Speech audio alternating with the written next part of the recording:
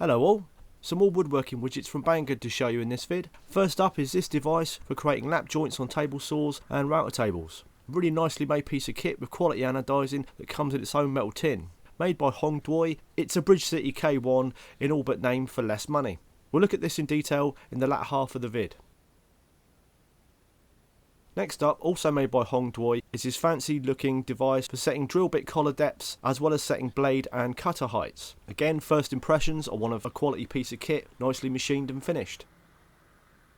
Next up are these blade and cutter depth or height guides. You get two, one with measurements from 12 to 36mm, the other 12.5 to 36.5mm. These are made of plastic but seem pretty tough. When I ordered them, there was nothing on Banggood in solid alley, but now they offer similar devices in machined aluminium in imperial and metric. I'll leave links to all in the description if you fancy a look. When these arrived, I did check them with my digital depth and height gauge, and it was on the money. I'm resorting to my manual verniers here, but you should be able to see the 20mm step as an example is as it should be. So another depth gauge, but more fancy looking, is this device. It really is quite the thing of beauty, all metal with inch and millimetre markings on either side. For use setting collar depths on drill bits, it handily features a magnet to hold the collar in place as you pass the bit through. This helps with moving to depth, but can still be a bit tricky when tightening. The measurement markings are found accurate when actually on the line of your particular millimetre mark, and to adjust the depth, you just undo the thumb screw and slide into place.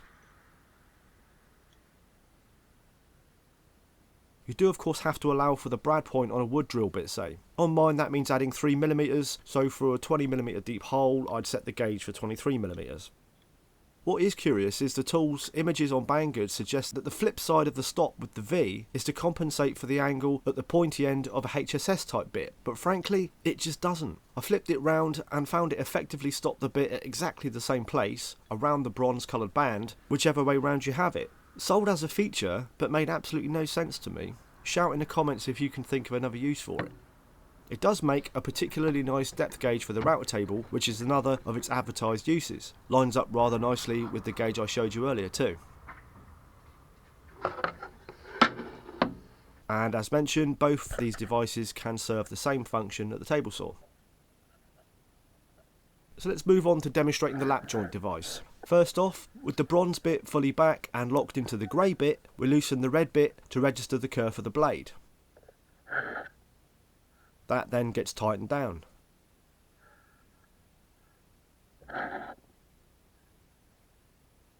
Next we loosen the thumb screw so the bronze bit can slide in the grey. This will register the width of our stock. No measurements need be taken, you just stick the stock in. Anything up to 50mm I think. With that set, we lock it down. For this demo, I want the lap 50mm into the piece where you can see I've marked the line. I use the line to make sure the blade will cut inside it, then set the device next to the stock, setting a stop block at the end to bear against. Excuse the crudeness of this sled and setup. I had just got back from work and knocked it up for this quick demo, but it proves its usefulness, I hope. So registering the full width of the device against the stop block, we make the first cut. Then we flip the device over, only registering the grey part of the device. This gives us the stock width minus the kerf, leaving only the remaining material in between to remove.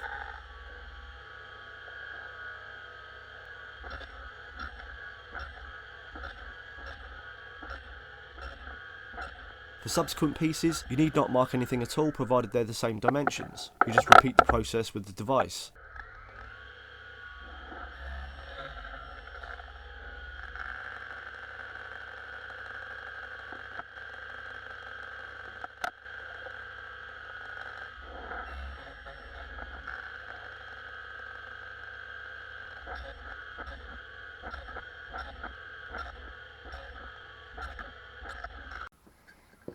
It gives an extremely nice fit, even used by a tired fool straight back from work who just wanted to have some dinner and go to bed. It's a really nice piece of kit, and as I've hopefully demonstrated, foolproof. You don't have to use it with a crosscut sled. You can register off your table saw fence and use your mitre gauge or carriage, similar to what you see here on the router table. The 12.7mm bit here is the limit of the kerf measuring part of the tool, by the way. Regardless, the same process as on the table saw would apply to a router table. Great little gadget this, which I'll use often, I reckon.